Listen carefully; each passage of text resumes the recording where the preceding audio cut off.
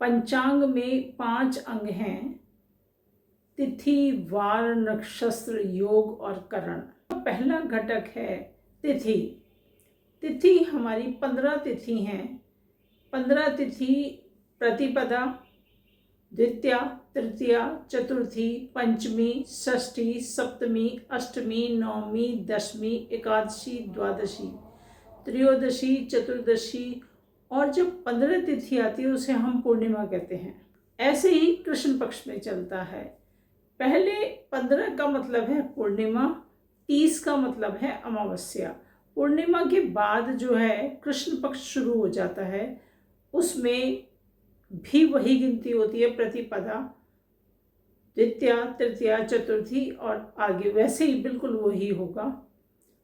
अभी हम फिलहाल बात करेंगे तिथि क्षय और तिथि वृद्धि की। जब कोई तिथि सूर्योदय के समय बाद जो है वो शुरू होती है और अगले सूर्योदय से पहले ही वो समाप्त हो जाती है, तो ये तिथि क्षय कहलाती है। जैसे कि मैंने यहाँ पर लिखा भी है कि सूर्योदय के बाद किसी तिथि का प्रारंभ हो और दूसरे सूर्योदय पर अगले सूर्योदय के उदय से पहले ही उसका अंत हो जाए, उसे क्षय तिथि कहते हैं। इस बार श्राद्ध के समय में तिथि क्षय हुई है। सप्तमी की तिथि जो है वो तिथि क्षय हुई है। अब आई बात तिथि वृद्धि की।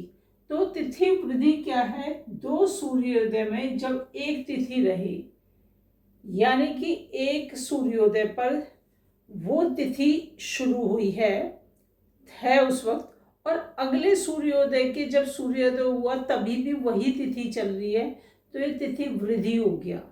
जैसे कि इस बार हमारे नवरात्र में होने जा रहा है, आप देखेंगे 2 सूर्योदय में एक तिथि रहे तो वह तिथि वृद्धि तिथि कहलाती है।